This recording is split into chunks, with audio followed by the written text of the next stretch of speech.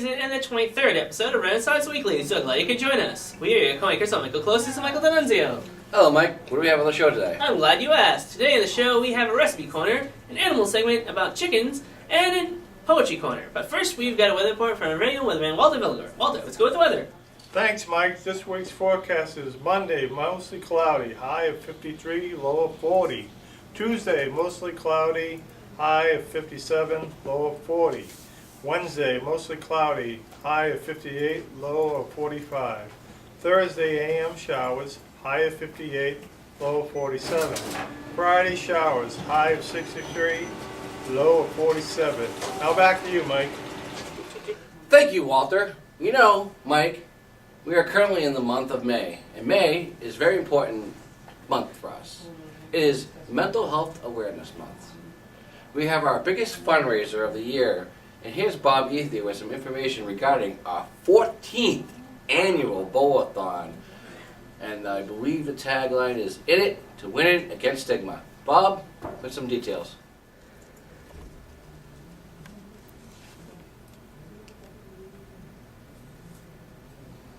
Hello everybody, my name is Robert Ethier, executive producer of the Renaissance Weekly and creator of our annual tradition, the Bowl for Mental Health Bowl-a-thon.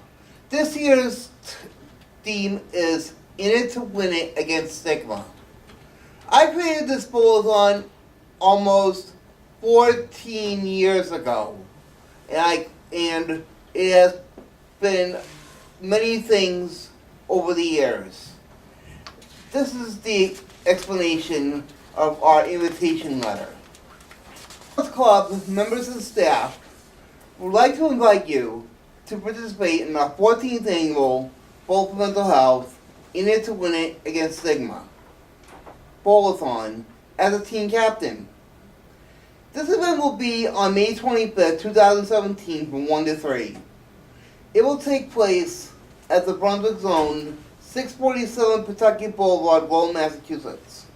The annual Bowl for Mental Health is a celebration of National Mental Health Month. If you accept our invitation, you will be responsible for developing and overseeing a team of 5 bowlers, including yourself, and ensuring that your team reports to Brunswick Zone, which is in 647 Pawtucket Boulevard, Lowell, Massachusetts, by 12:30 p.m. on the day of the event to select shoes, submit sponsor sheets, and turn in donations. Bowlers will use the official 2017 Bowl for Mental Health sponsor sheet.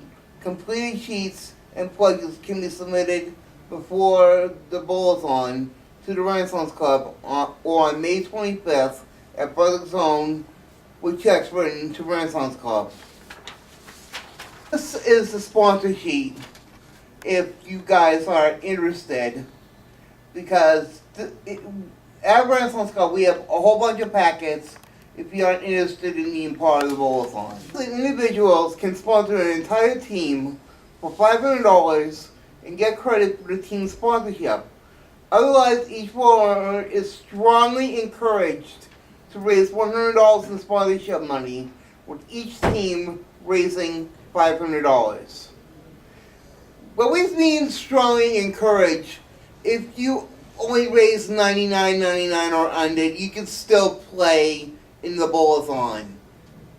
You know what I mean? But we encourage everybody to raise $100 in sponsors for this event, with the team raising $500. If you can raise more, that's fine with us. You know what I mean? Each team is encouraged to create a team shirt, perhaps with a logo. The bowl-a-thon is sponsored by Brunswick Zone. I created this bowl-a-thon in 2003 to be an epic event.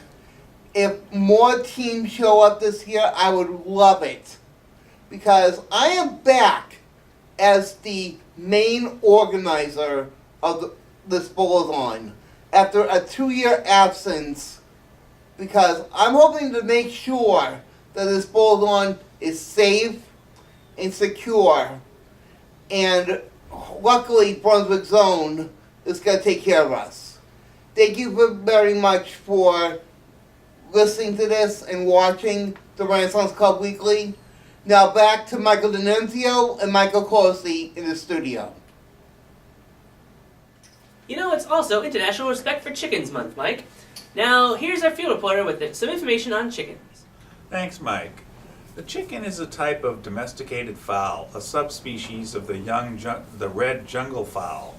It is one of the most common and widespread domestic animals with a total population of more than 19 billion as of 2011. Chickens are omnivores. In the wild, they often scratch at the soil to search for seeds, insects, and even animals as large as lizards, small snakes, or young mice. Chickens may live for 5 to 10 years depending on the breed. The world's oldest chicken was a hen which died of heart failure at the age of 16, according to the Guinness Book of World Records. Chickens are gregarious birds and live together in flocks. They have a common approach to the incubation of eggs and the raising of young. Individual chickens in a flock will dominate others, establish a pecking order, with dominant individuals having priority for food access and nesting locations. Did you know that since antiquity, chickens have been and still are a sacred animal in some cultures and deeply embedded within belief systems and religious worship? The term Persian bird for the cock appears to have been given by the Greeks after Persian contact because of his great importance and his religious use among the Persians. 2. That the Greeks believed that even lions were afraid of roosters. Several of Aesop's fables reference this belief. In many Central European folk tales, the devil is believed to flee at the first crowing of a rooster. Lastly, the chicken is one of the zodiac symbols of the Chinese calendar. And although most humans keep chickens primarily as a source of food, consuming both their meat and their eggs, that's what chickens are for humans. Now back to you, Mike. Nice. Ha! Today is also World Red Cross Day, and to tell us a little bit about that, here's another one of our field reporters. Thanks, Mike. Today is World Red Cross and Red Crescent Day. World Red Cross and Red Crescent Day is the annual celebration of the principles of the International Red Cross and Red Crescent movement. World Red Cross and Red Crescent Day is celebrated on the 8th of May every year. This date is the anniversary of the birth of Henry Dunant, born May 8th, 1828, the founder of the International Committee of the Red Cross, the ICRC, and the recipient of the first Nobel Peace Prize. The idea for the annual action that could take the hold in the whole world that would be a major contribution to peace was introduced just after World War I and evolved out to the Red Cross Truce, an initiative that was studied by an international commission established in the 14th International Conference of the Red Cross. Its result, presented in the 15th International Conference in Tokyo in 1934, was approved, and having considered the principles of this truce, was applicable across different regions of the world. The General Assembly of the International Federation of the Red Cross Societies asked the League of Red Cross Societies to study the feasibility of adopting an annual Red Cross Day. 2 years later, the proposal was adopted by the first Red Cross Day being celebrated on May 8th in 1948. The official title of the day has changed over time, and it is now the World Red Cross and Red Crescent Day in 1984. Now back to you, Mike. This is Stephanie reporting. Thanks, Stephanie, with that wonderful information. Today is May 8th, and if you have a birthday today, you celebrate with the likes of Sir David Attenborough, an English environmentalist and host of Nature World on PBS, turns 91. Thomas Pynchon, American novelist, he turns 80. Gary Glitter, an English former glam rock singer, songwriter, turns 73. Never heard of you. Bill de Blasio, who is the 109th and current mayor of New York City, he turns 56. Michelle Gondry, director of Internal Sunshine of the Spotless Mind, Be Kind, Rewind, and the Green Hornet movie, turns 54. Melissa Gilbert, best known for her acting career of Little House on the Prairie, turns 53. As Laura Ingalls Wilder. Chuck Hubert, the voice of Snow Tucker from Full Metal Alchemist, and Emperor Pilaf, that's what I thought it Like said. the rice, yeah. And Android 17 from Dragon Ball Z. Among many other anime characters. Yeah, turns 46. And then my co-host likes to put Japanese names in here that I can never pronounce, so good. Here we go, folks. Hiromu. Wow, Hiromu. Hiromu Arakakiyaka. Arakawa. Come on. What is the name? Hiromu Arakawa. Alright, that is what he said, folks. Japanese author of Full Metal Alchemist turns 44. Coincidence? I think not. John Tickle, English television host, co-presenter of the Sky Digital television series Brainiac, turns 42. Love that show. Enrique Iglesias, the king of Latin pop, he turns 42. Matthew Davis, best known as Sean Yeager on CSI and Warren Hunter, the third in Legally Blonde, turns 39. Stephen Amell, best known as Casey Jones in the recent Teenage Mutant Ninja Turtle movies, and also as the Green Arrow on Arrow. If you live on the rock, you should know that. Jeremy Johns is a comedic YouTube movie reviewer with 1 million subscribers, turns 36. Yo, Jeremy, help us out here. What the heck? We're YouTube. Adrian Gonzalez, former first baseman of the Red Sox, turns 35. He's currently playing for the Dodgers, I believe. Harry S. Truman, American colonel and politician, and 33rd President of the United States, who died in 1972, would have been 33 today. Bob Clampett, creator of Porky Pig, Daffy Duck, Tweety, and Beanie and Cecil, never heard of them, the last two, who died in 1984, would have been 104. Don Rickle, famous insult comment, best known as Mr. Potato Head in Toy Story movies, who died earlier this year, about a month ago, I think. He would have been 91 today, folks, which is sad. Peter Benchley, author of the novel Jaws, who died in 2006, would have been 77. And finally, fictional character Katniss Everdeen, after doing much research, we're going to say that she's turning 43 today. And our reasoning is because she was 16 when the book started. The book ended 20 years later, which was in 2010, and so she would have been 36 when the book ended, and then it's been 7 years since the book ended, so that would make her 43. We have no idea. Suzanne Collins, if you could tell us this, that would appreciate it. Tweet us at the game MJD. Speaking about today, it is also No Sock Day. With that information, here's another one of our field reporters. Right. No Socks Day has rather odd history. We can come right down to it. No Socks Day was created by Thomas Roy and his wife and are now included in Chase's calendar of events. Thomas Roy was an actor that was most recently seen by most people in the film 12 Monkeys as a street preacher, and then again in the 2009 Answer Man, a dark comedy involving alcoholism and rehab. Chase's calendar of events started being published in 1957 by William and Harrison Chase. It was created to compile events from every area of American life, including federal and state observances, unusual celebratory traditions, and historical anniversaries. It was originally published containing 364 entries over 32 pages, while the newest editions contain a total of 12,000 entries over an impressive 752 pages. Needless to say, these intrepid adventurers were one of the first to start compiling all the wild and wacky types of holidays in the world today, and I found a convenient and lovely way to spread this knowledge to the rest of us. You might consider it a road book for those traveling to parts unknown.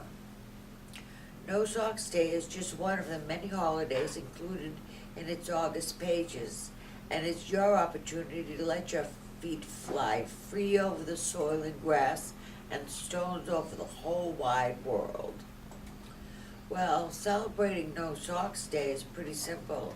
You simply head out into the world with your feet unbound, unfettered, and unimprisoned by the impertinence of cloth. Wear them in boots if you like, or set them truly free to walk upon the ground without anything betwixt them and the good earth. Fly across the sand in flip-flops or sandals, or just enjoy the plush feel of the carpet under your feet as you walk through your home. No Socks Day truly is a day of liberation for feet everywhere. Now back to you, Mike. Thanks, Sue. Wow, we keep finding out some really interesting things on this show.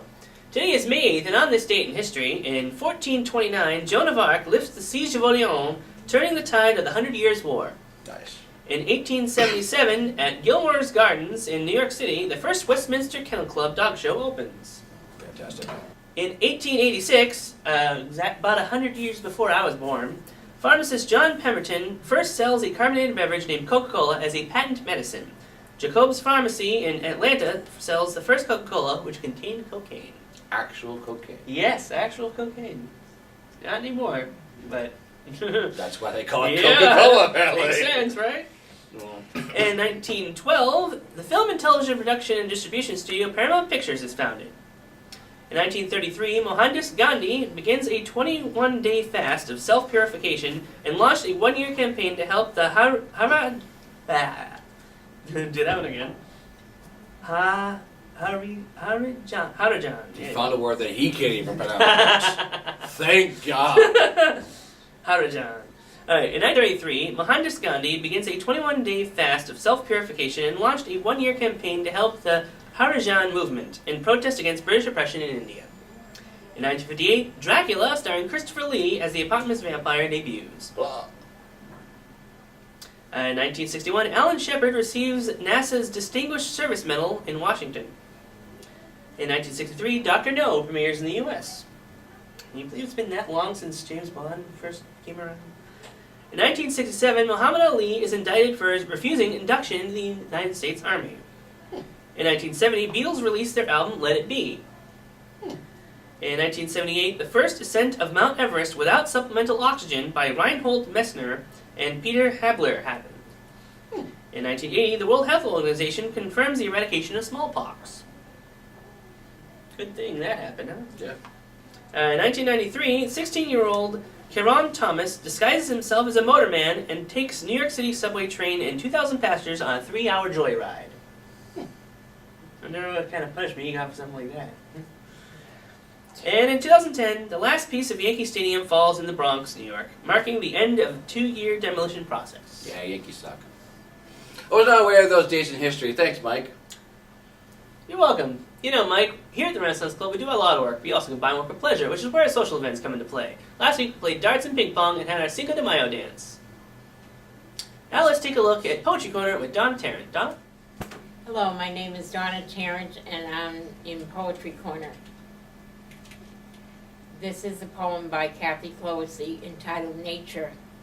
Lost in the essence of tranquility, many thoughts do evoke a sense of peace.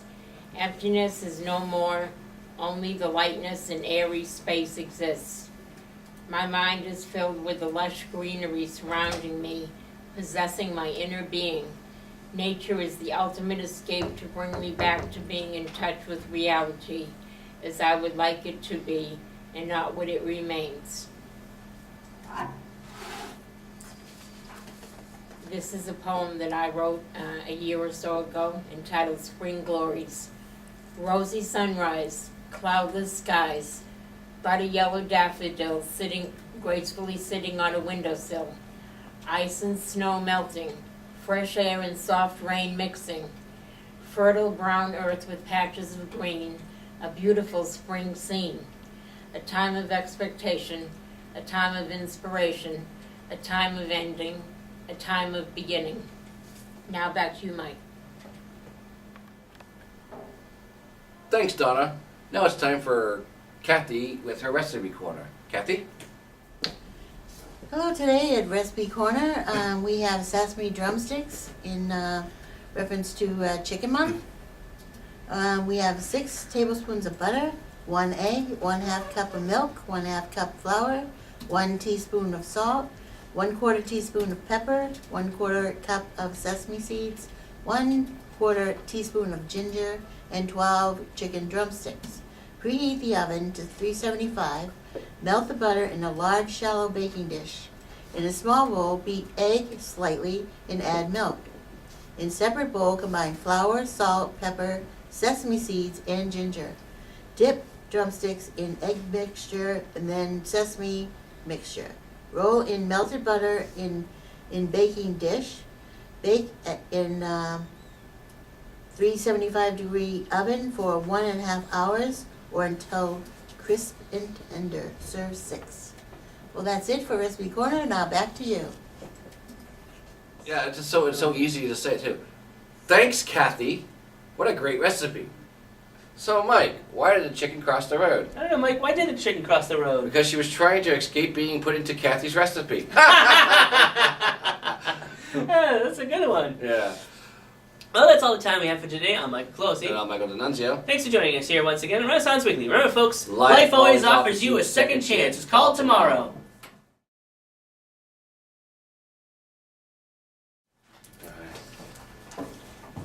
This episode is brought to you by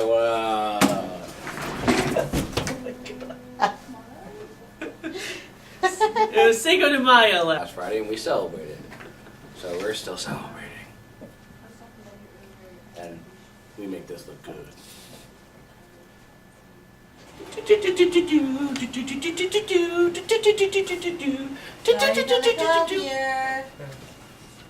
That's the orange juice. Yeah, I threw water in my orange juice thingy.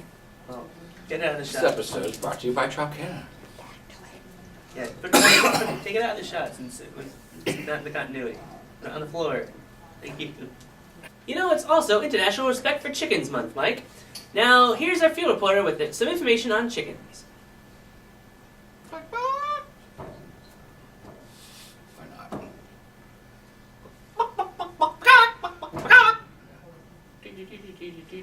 I don't remember how to do it.